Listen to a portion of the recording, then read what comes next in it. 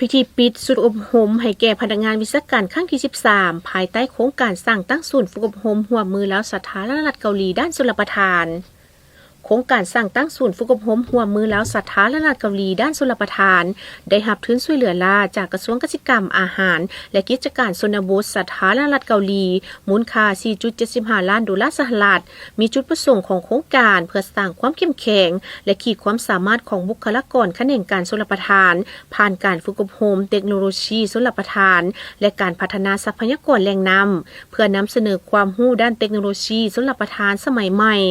ให้แก่พนักงานแขนงการชลประทานขั้นศูนย์กลางและท้องถิ่นและเพื่อแลกเปลี่ยนความรู้เทคโนโลยีระหว่างสาธารณรัฐประชาธิปไตยประชาชนลาวและสาธารณรัฐเกาหลีในระหว่างวันที่ 12-16 พฤษภาคม 2025 โครงการสร้างตั้งศูนย์ฝึกอบรมร่วมมือแล้วสาธารณรัฐเกาหลีด้านชลประทานได้จัดฝึกอบรมภายใต้หัวข้อวิชา GIS ครั้งที่ 13 ขึ้นมีผู้เข้าร่วมทั้งหมด 30 ท่านที่มาจากแผนกการและศูนย์อ้อมข้างกรมชลประทานแขนงชลประทานแขวงเวียงจันทน์แผนกเกษตรกรรมและป่าไม้นครหลวงเวียงจันทน์ห้องการเกษตรกรรมและป่าไม้เมืองไซธานี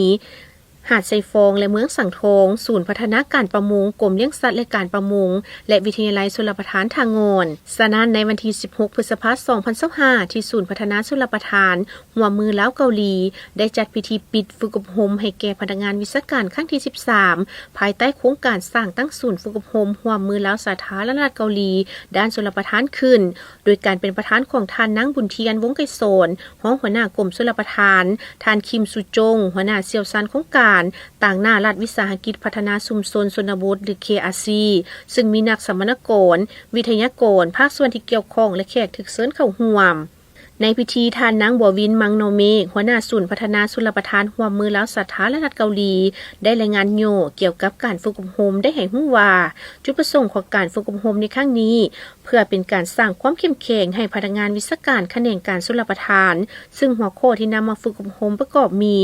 1. การดาวน์โหลดโปรแกรม QGIS และแนะนำบรรดาเครื่องมือต่างๆและติดตั้งพังอิน 2. การสร้างสรรค์ข้อมูลเวกเตอร์ 3. การวิเคราะห์เวกเตอร์ 4. การตัดข้อมูลประเภทภาพเรสเตอร์คอปปิ้งและการสร้างเส้นคอนทัวร์ 5. การสร้างปริ้นท์เลเยอร์ในตอนท้ายของพิธีท่านประธานได้ให้เกียรติมอบไปยั่งยืนให้แก่นักสัมมนากรที่สำเร็จการฝึกอบรมในครั้งนี้ด้วย